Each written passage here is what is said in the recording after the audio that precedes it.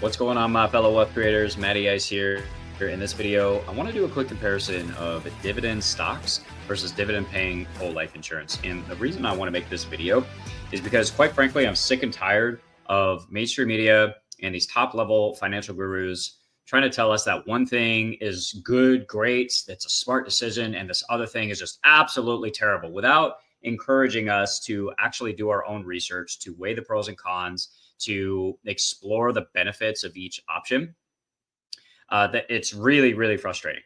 And here's the thing: this video is not to encourage people or discourage people from doing dividend stocks or dividend paying whole life insurance. It's literally just to do a comparison of the two.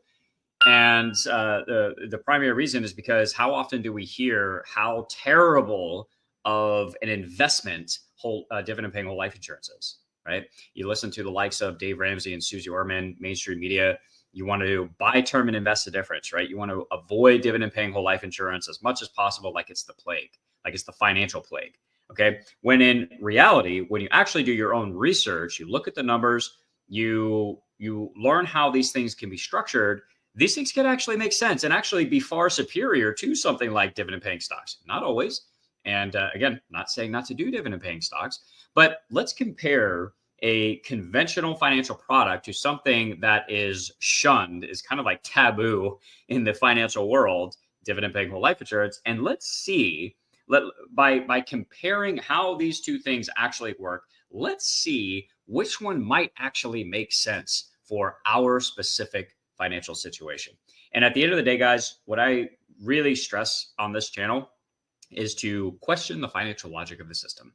That's what we're doing here. Just ask questions, do your own research. Don't take things from at face value when they are shared with us. Hell, I tell people, don't even take what I say at face value. Do your own research. My job, my goal here is to get you to ask questions and to do your own research, because I know that when you start doing your own research, you're going to make more informed decisions. You're going to start to see that the things that we are taught by the conventional financial system, the new phrase coined by one of my mentors, Mark Moss, calls it the investing industrial complex, designed to extract as much wealth from us as possible. Well, they tell us these things like dividend paying whole life insurance is absolutely horrible and that you should avoid it.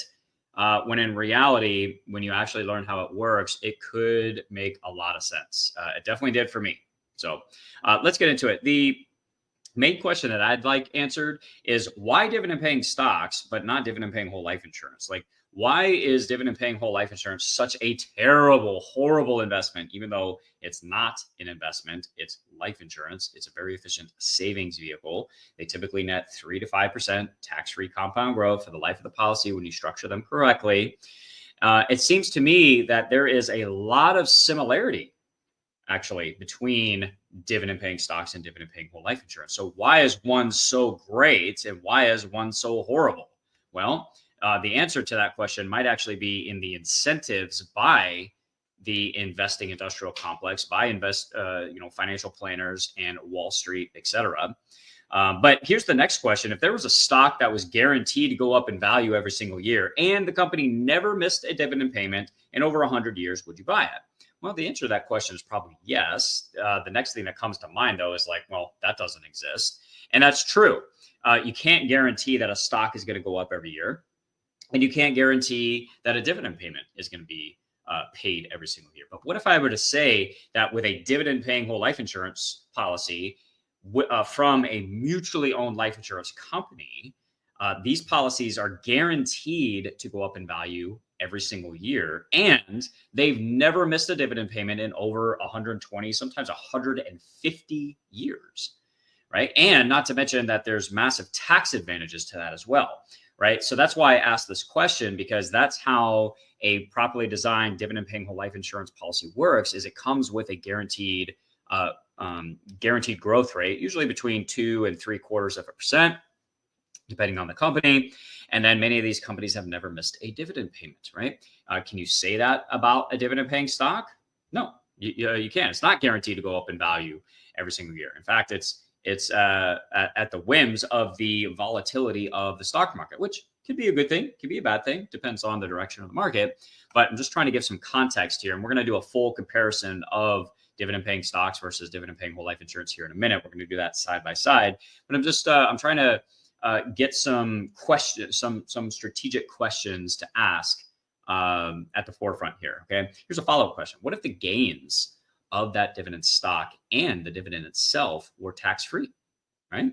Because that's how dividend paying whole life insurance works, is the growth in the policy is tax deferred, and then you can actually access that cash value, that growth, tax-free up to your basis, which is what you put into the policy.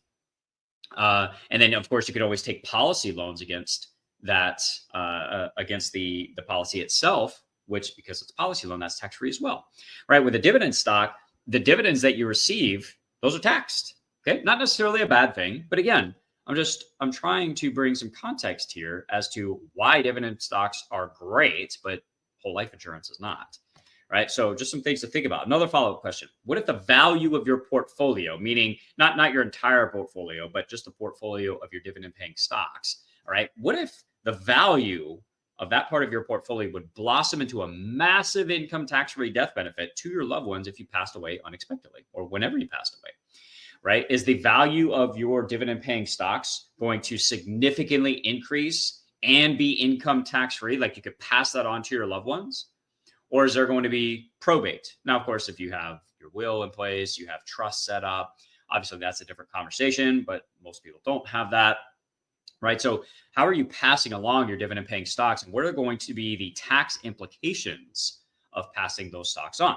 Not saying it's necessarily a bad thing. If the value of those dividend paying stocks are really, really high, then it could still be a massive benefit to as a legacy play. But my point is, right, we're talking about benefits here, pros and cons, advantages and disadvantages of these two things. With a dividend paying whole life insurance policy, we get that income, or well, your beneficiaries get that massive income tax-free death benefit once you pass away. Right. So these policies are also an excellent way to financially protect your loved ones, and it avoids probate, it avoids income taxes. Can dividend paying stocks do that? Nope, not to my not to my knowledge. Now, here's the biggest pushback against whole life when we're trying to compare it to something like a dividend paying stocks, that whole life insurance gets a horrible rate of return. Well, if you're talking about your traditional type of whole life policy that Dave Ramsey and Susie Orman usually talk about, that are not custom designed and custom engineered for high cash value and that 3 to 5% net internal rate of return, then they do get a horrible rate of return. Not a very attractive place to put your money.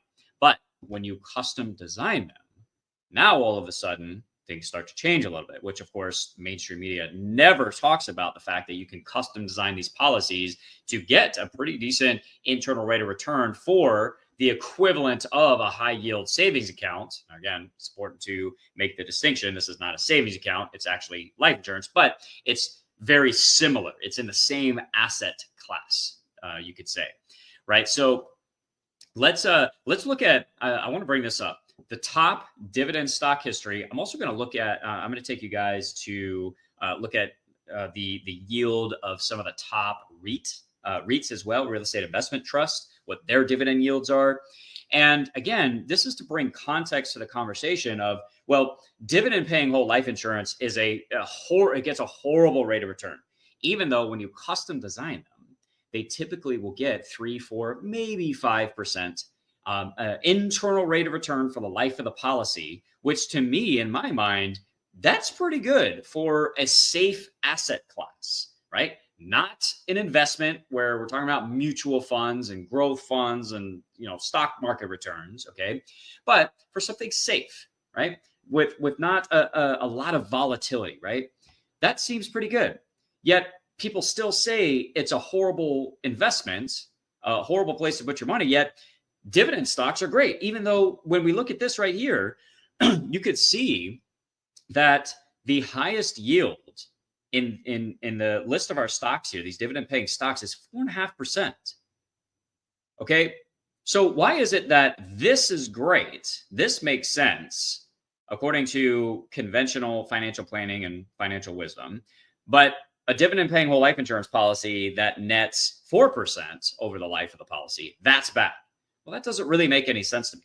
Now, you could argue here, well, we have a 10-year rate of return of 134% when you take into consideration the value of the stock itself. But here's the thing is typically when you buy dividend stocks, you're not going to sell them. Now, you could pass them on to your heirs. That could be a legacy play. All right. They increase in value. That's great. But dividend paying whole life insurance does that as well. Your death benefit grows every single year. It's passed on income tax free. It avoids probate.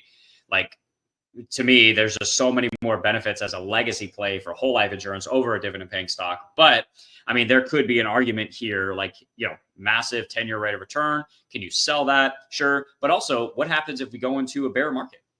What happens if we go into recession? What's that going to do to the 10-year rate of return? Like, this is kind of cherry picked a little bit for the 10-year rate of return. But it's important to point that out. But let's focus on the yield here, because that's really why you buy the dividend stocks. I mean, usually anyways, is the income that it's going to generate, right? There's nothing impressive about these numbers at all, right? It's just like, they're just safe yields. I mean, these are very stable companies. You could look at like right here, this is very important, paid a dividend since this year. Like, how many years of consecutive dividends have been paid? This is very impressive. And why a lot of people buy companies like these is because they can, these dividends aren't guaranteed, but they can rely on the fact that the company has paid dividends for so long. Even though the yield's not fantastic, we can rely on that income coming in every quarter or every year, however you have your dividends set up, right? Now, of course, this is a gross number. This doesn't include taxes and things like that, which kind of brings me to the next, the comparison that we're going to do here in a second. But my point is, like, comparing the yields, like, how is this better than dividend paying whole life insurance that will net 3 to 5% tax-free compound growth for the life of the policy? Like, I'm not following, right? Actually, before we get to the comparison, let's head over to the REITs here. I just pulled up a quick article from Motley Fool here, 5 REITs with the longest dividend histories. This was written in 2022, so not super current, but current enough when we're, because like when we're talking about the history of these companies paying dividends. So let's go to the first one here, Federal Realty. All right, they've paid a dividend annually for 54 consecutive years. That's pretty good. Not as impressive as the other stocks that we looked at, and certainly not as good as these mutually owned life insurance companies, which have paid dividends for like 150 years consecutively. To me, they're just king when it comes to consistently paying dividends. But 54 years, still really good. Here's the yield. The yield today, 3.4%. This is a real estate investment trust. Now, can you get higher yields with other REITs? Sure. It depends on how much risk you want to take, though. So higher yield isn't necessarily a good thing. Like, how long is that yield going to last? Obviously, that's very dependent on revenue, right? We want consistency when we're talking about dividends, at least in my opinion. I want consistency with it. But the yield is only 3.4%, yet people buy this in droves. Like, they line up around the block to buy this kind of stuff. This is great, but dividend paying whole life insurance is terrible, right? Universal Health Realty Income Trust. Okay. Dividend yield about 5% right now. Okay. That sounds pretty good. That's not too bad. How long have they paid? 36 consecutive years worth of dividends. All right. That's pretty good. So this is great, but whole life insurance is terrible. Okay. Don't really get it. Here's another one, 33 consecutive annual dividend increases by National Retail Properties. Yield of almost 4.9% right now. That sounds pretty good, which it is. Let's see, Realty Income Net Lease King, yield is about 4.3%. I don't think it says, let's see. Dividend streak is 28 years and counting. SX 2.5%. Like, so here's my point. Is why do these things make sense with these yields, but dividend paying whole life insurance that nets 3 to 5% tax-free compound growth for the life of the policy, that doesn't, right? That's really what I'm calling into question here, guys. So let's do an actual comparison, like a side-by-side comparison of the pros and cons, some of the advantages and disadvantages of dividend stocks versus dividend whole life insurance. Okay. So when we're talking about dividend stocks, the basics here, to get that out of the way, you have ownership in a stock company. Well, with dividend, so you own a piece of that company. That's pretty cool. With dividend paying whole life insurance, you have ownership in a mutually owned life insurance company. So it's not actual stock, but you actually do have like voters' rights where you can actually vote on the board of directors for the mutually owned life insurance company, right? So it's very similar in those regards. Now, with dividend stocks, obviously there's no guarantees. There's no guaranteed growth. The dividends are not guaranteed. So that's something to keep in mind. With dividend paying whole life insurance, there is a guaranteed growth rate in the value of the contract. Plus, there's dividends on top of that, which are not guaranteed. But again, a lot of these mutually owned life insurance companies have never missed this dividend payment. So I'm pretty confident they're going to continue. Right, just like the stock companies that have paid dividends for 136 years, they're probably going to continue paying those. Okay, but the difference is there's not a guaranteed growth rate with dividend stocks. There absolutely is with dividend paying whole life insurance. It's usually right now between 2 and 0.75%. That's a gross number, of course, but with whole life, your contract is guaranteed to grow in value every single year. All right, exposed to market volatility for dividend stocks. So your stocks can tank 10, 20%. Of course, that's market volatility can actually be a good thing as well. So this could maybe be considered an advantage potentially of dividend paying stocks, even though you tend to buy dividend stocks for the long run. So the value of the dividend stock itself, what the stock price is, not really the biggest concern. However, if the stock starts to tank, is that going to impact the dividend? Maybe. Not to mention your peace of mind as well. If you purchase a dividend stock and now you're down 30%, what is that going to do to your peace of mind? Are you going to be, worried about it? Are you going to start thinking about selling? Maybe, maybe not. With dividend paying life insurance, it literally has nothing to do with the stock market. There's literally no exposure to market volatility whatsoever. You have your guaranteed growth rate plus dividends. These companies are extremely conservative. They're the best risk management companies in the world. We don't have to worry about the ups and downs of the stock market and what the economy is doing, et cetera.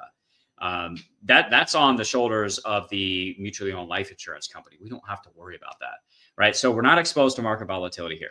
With dividend stocks, that dividend is taxed at capital gains or federal income tax rates, depending on whether it's a qualified dividend, non-qualified, whatever. It really depends on just how long you've owned the stock prior to and after when the dividend is paid.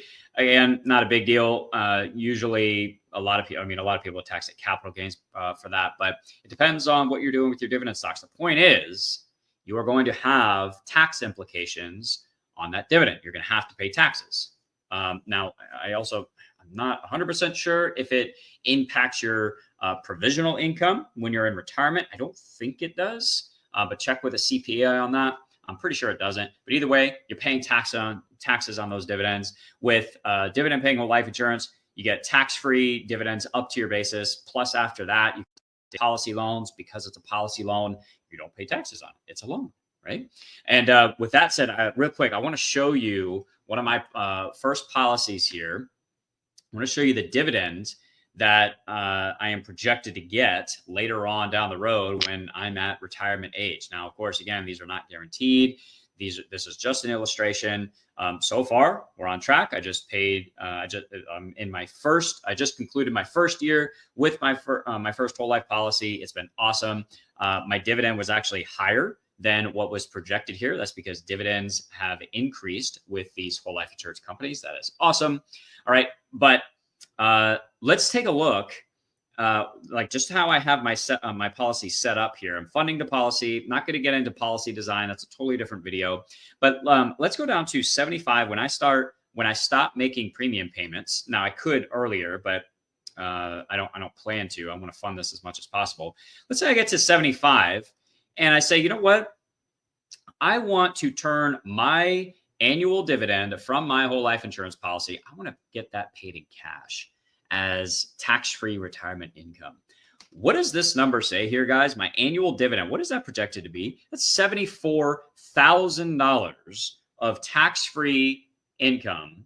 Because again, the way that whole life insurance is taxed is way different than dividend paying stocks. Because I'm basically getting back the principal that I've put into the policy, which my cumulative premium at that point is $1,075,000. So I could get an annual dividend up to $1,075,000, which would take about 14 and a half, call it 15 years of taking a $74,000 dividend. It would take me about 15 years to get to my basis.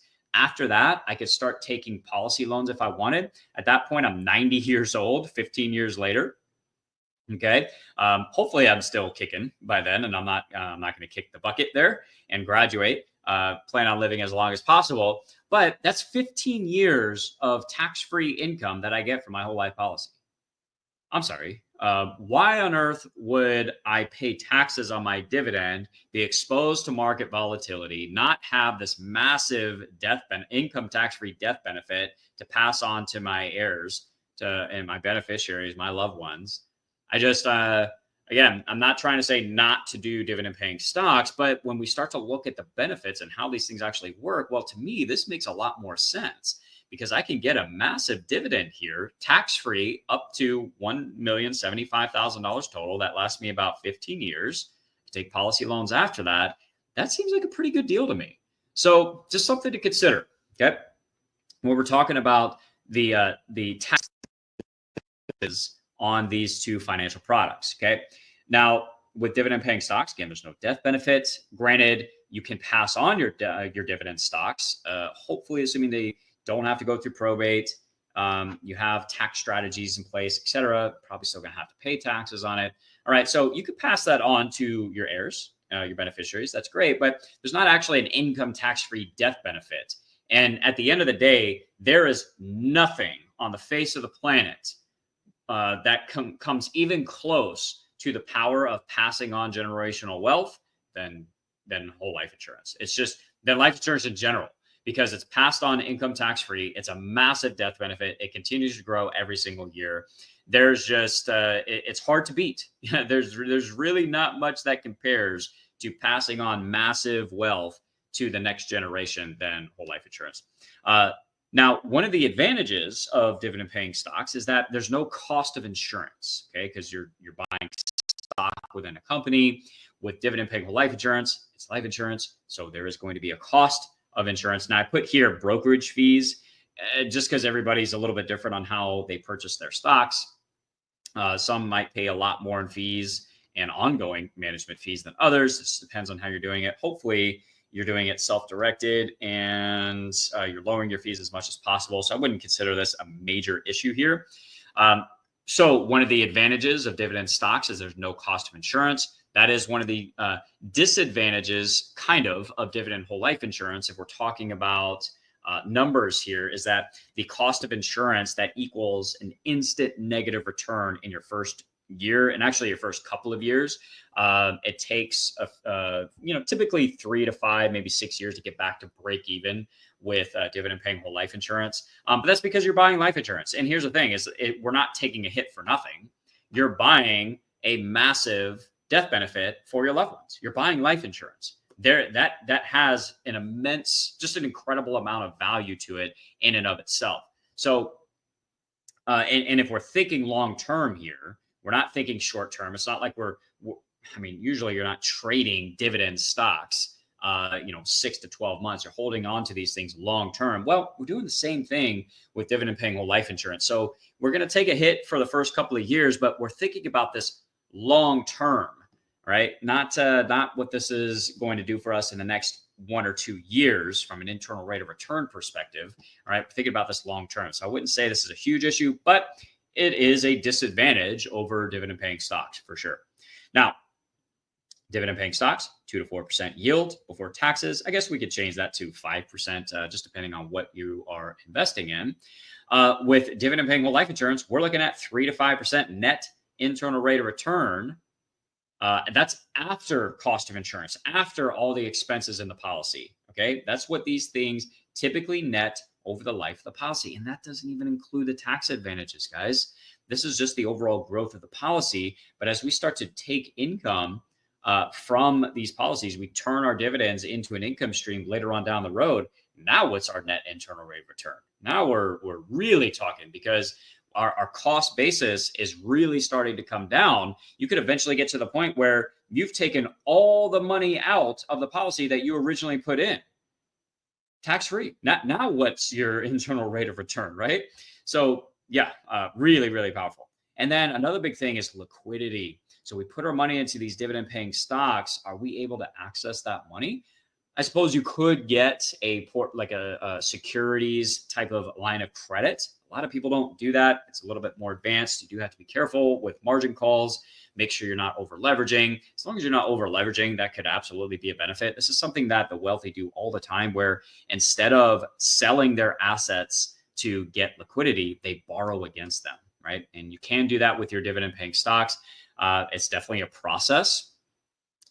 Far more difficult than getting access to money in your dividend paying whole life insurance policy. So I'd say this is definitely an advantage of whole life over a dividend paying stock, but you can get liquidity in both. You're definitely going to get a lot better and faster liquidity, a lot easier liquidity to your money with a dividend paying whole life insurance policy. And for me, liquidity is very important. Don't really want to be locking up my money and not having access to it for a long period of time.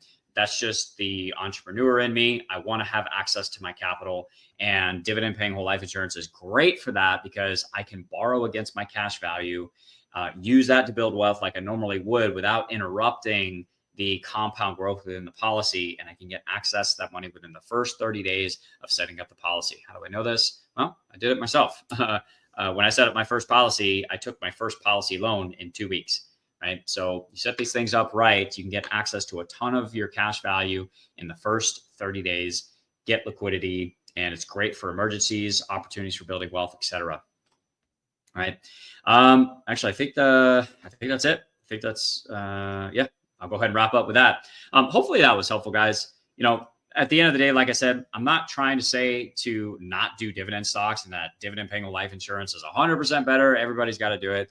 My point with this type of video is to encourage people to do their own research, weigh the pros and cons of these different financial products. Don't take things at face value that mainstream media gives us and wants us to do, because a lot of the times it's not actually in our best interest. When you start to do your own research, you realize, holy smokes, there's actually a lot more to this than what mainstream media told me. I was told that dividend paying whole life insurance is horrible, terrible investment, and that I should avoid it at all costs. Well, when you actually do your research, you realize that it's actually not bad. It's pretty sweet. When you compare it to something like dividend paying stocks and you weigh the pros and cons of each, now we can make a more informed decision about what's going to be best for achieving our own financial goals. So I hope this was helpful, guys. If you have any questions, comments, leave them down below. I know I'm going to probably get some pretty interesting feedback on this topic. I definitely welcome that. I'm always open to dialogue, great conversation. Let's have a back and forth, and let's talk about these things. It's a lot of fun. So anyways, I hope you guys are crushing it, and I will talk to you in the next one. To your success, Matty Ice is out.